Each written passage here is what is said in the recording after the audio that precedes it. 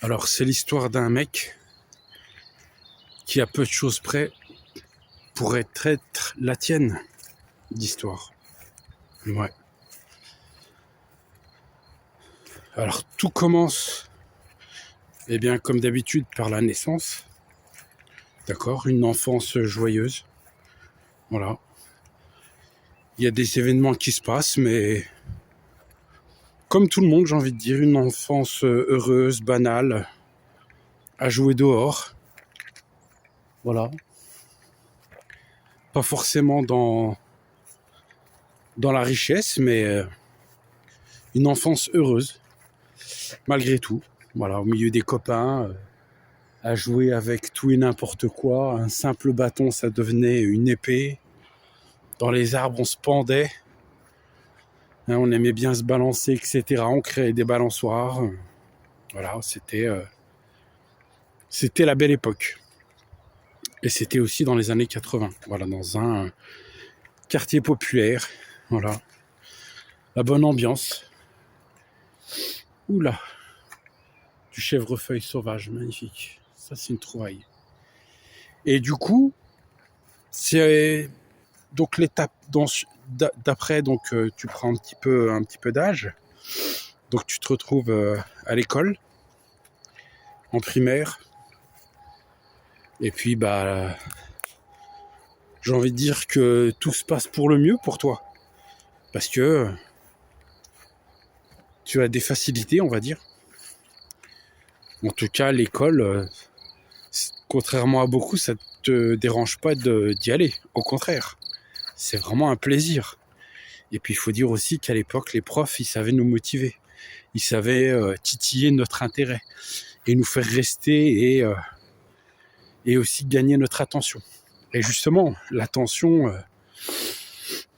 vous voyez bien qu'aujourd'hui, il y a vraiment une économie de l'attention par rapport à mes vidéos précédentes. Et du coup, c'est vrai qu'à l'époque, on n'était pas distrait par toutes ces machines, quoi. Internet n'existait même pas. Voilà, au tout début des années 80, franchement, il n'y avait rien de tout ça, quoi. Le téléphone, c'était la grosse boîte à la maison. Et encore, quand les gens étaient équipés, on avait une télé en noir et blanc. On avait 3 chaînes. Et on s'en foutait royalement, quoi. Parce que pour nous, le bonheur n'était pas dans les écrans, il était dans la vraie vie, il était là, d'accord? Alors on vivait pas avec tous ces objets greffés à la main en permanence au continu en train de scroller du jour au soir. Et non. Et du coup, l'école, bah écoutez, ça se passait plutôt bien.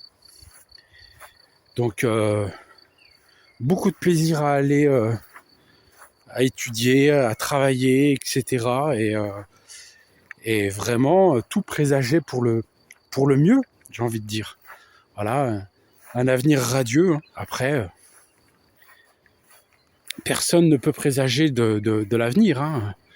C'est comme certains géopoliticiens qui font des prédictions telles Madame Irma avec sa boule de cristal. C'est pas évident. Hein.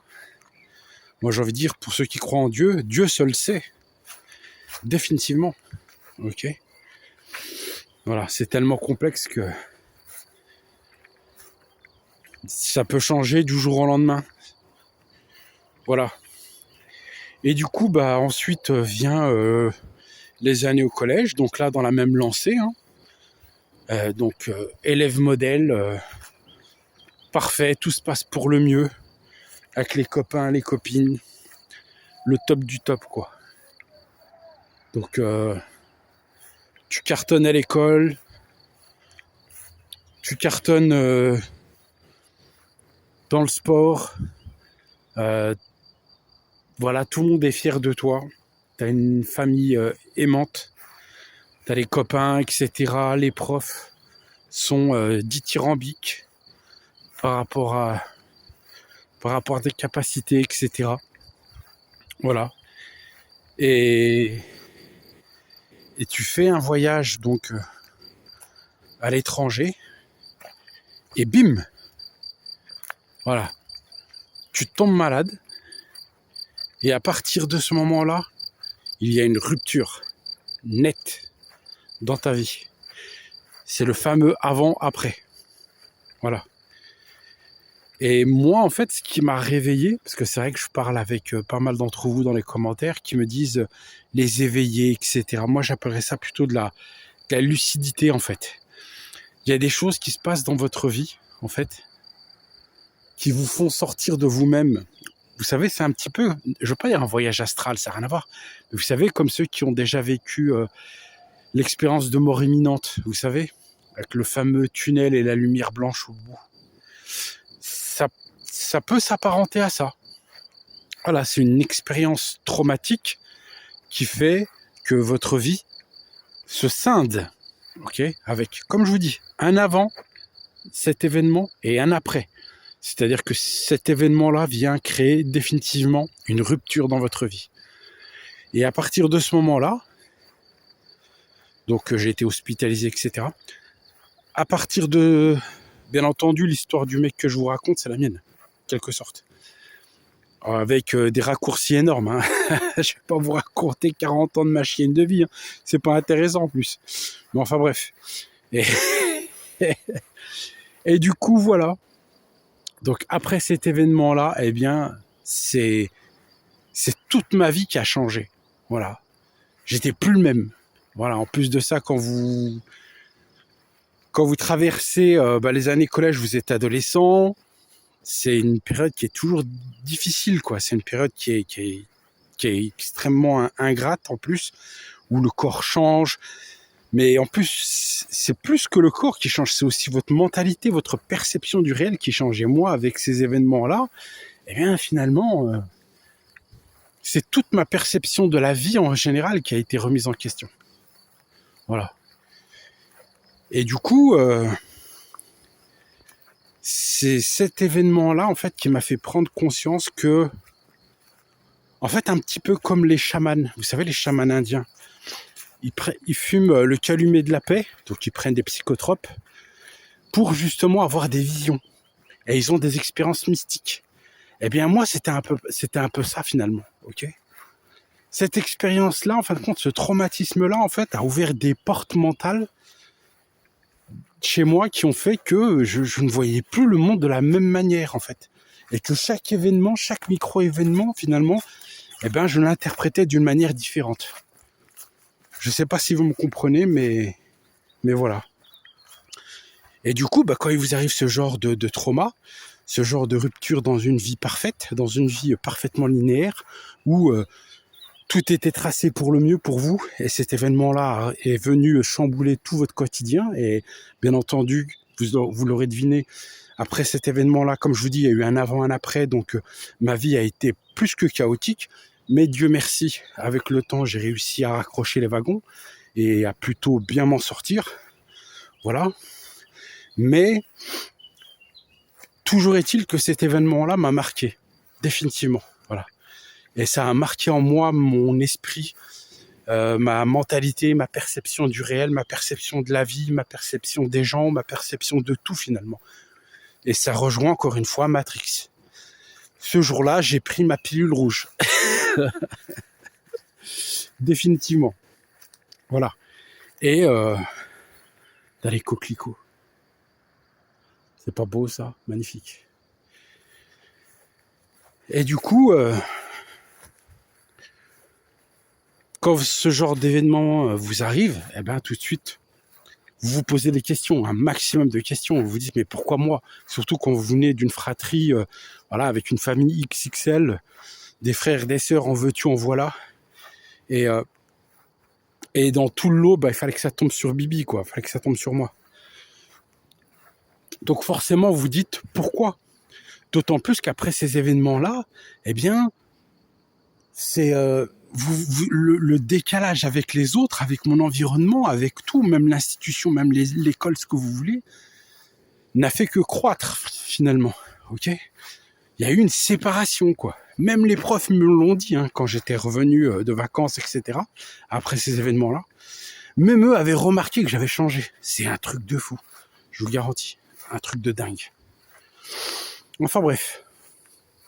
C'est pour ça que je crois en Dieu, etc., bien entendu. Parce que si on devait tout résumer à cette vie-là et puis à notre, à notre seul pouvoir, nous, pauvres humains, pauvres créatures que nous sommes.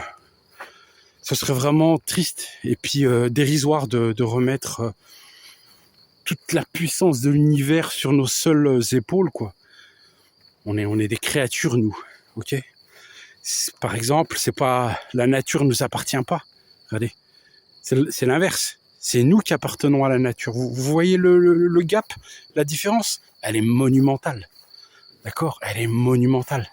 C'est-à-dire pour ça que s'approprier la nature, c'est un crime en soi. Après, ce fera peut-être l'objet d'une autre vidéo, mais toujours est-il que voilà.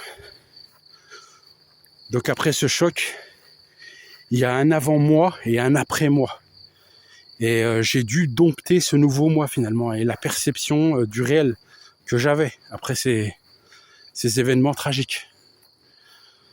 Voilà.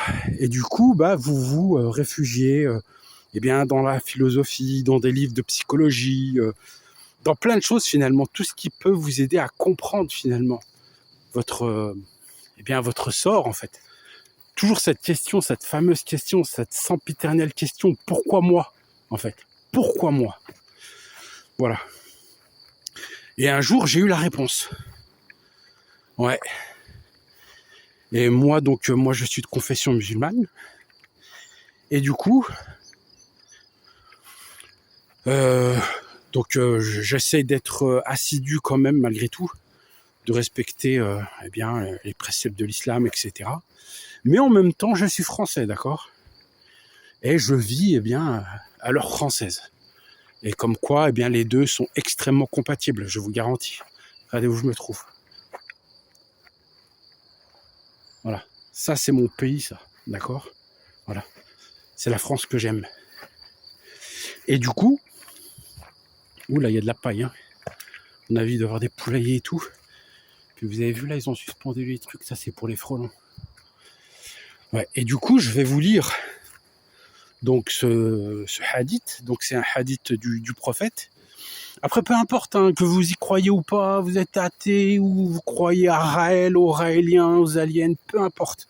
Ok, c'est le fond. Le fond, je pense que ça pourra parler à beaucoup d'entre vous, notamment ceux qui ont eu des expériences comme la mienne. C'est pour ça que je vous ai dit en préambule, c'est l'histoire d'un mec, mais cette histoire, elle peut également être la vôtre. Alors, donc.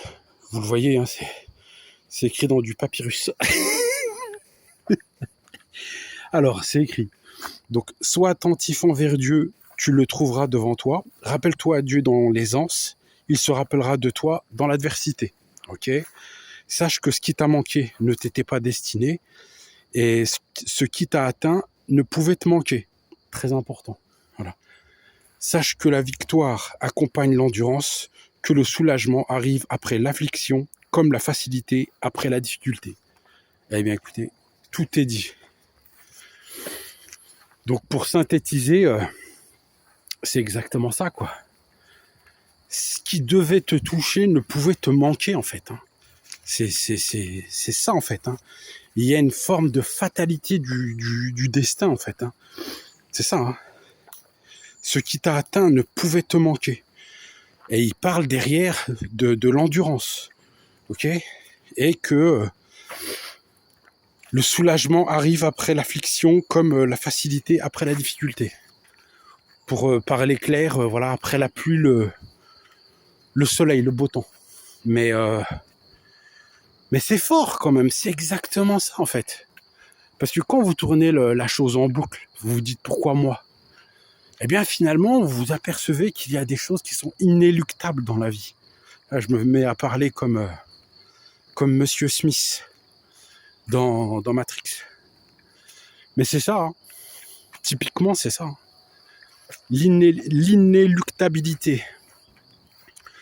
Une sorte de fatalité finalement.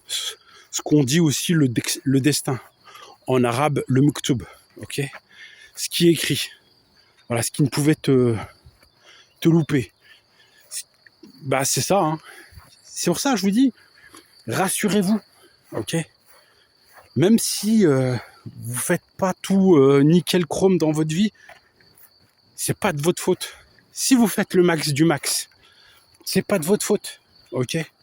Voilà. Parce qu'il y a des choses qu'on ne contrôle pas, contrairement à tout ce que les gens souhaiteraient vous faire croire, en fait. Parce que, comme je vous ai dit dans une vidéo précédente, quand on veut, on peut, j'ai envie de dire pas toujours. Ok? Parce que bien souvent dans la vie, on fait ce qu'on peut et non tout ce que l'on veut. Parce que ça se saurait. Ça se saurait si on fait tout ce qu'on veut dans la vie. Ça voudrait dire déjà qu'on est libre, qu'on est égaux, qu'on est des frères, n'est-ce pas? Le fameux liberté, égalité, fraternité. Vous voyez bien que ce vieil adage, il a pris du plomb dans l'aile. Hein. Après, ça partait d'un bon sentiment. Hein.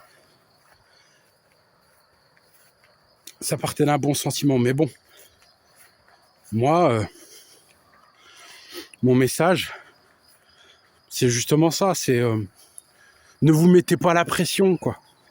Essayez du mieux que vous pouvez. Mais si vous n'y arrivez pas, ou si vous tombez extrêmement malade, ou si vous devenez paraplégique, etc., etc., c'est pas de votre faute, d'accord? C'est pas de votre faute. Il y a des choses dans la vie qu'on ne contrôle pas, ok? Même notre naissance, on la contrôle pas finalement. Je sais même pas si on a demandé à venir, à naître sur Terre, ok? Et la mort aussi, c'est pareil, ok? On sait pas quel jour on partira, d'accord? Et du coup, entre les deux, entre la naissance et la mort, eh bien, il faut essayer de naviguer en eau trouble, avec, en espérant, eh bien, le moins de troubles possible, d'accord? Mais voilà, c'était ma pensée du jour, ma petite conclusion. Tout ça pour vous dire qu'il y a des éléments qui nous surpassent, qui nous contrôlent, qui font que notre vie, elle change du tout au tout, d'accord? Et que vous faites non pas un virage à 180, mais à 360, d'accord? Et que malgré tout, eh bien, comme dit dans le hadith, il faut essayer d'être endurant, d'être persévérant, ok? De remonter la pente, malgré les obstacles, et de toujours continuer. Parce que c'est ça le but de la vie, c'est de ne jamais flancher, toujours avancer, malgré les obstacles, ok? Et de terminer par, après l'effort, le réconfort. Voilà, écoutez, merci infiniment de m'avoir écouté. Voilà, on termine en douceur par ce joli panorama. Magnifique.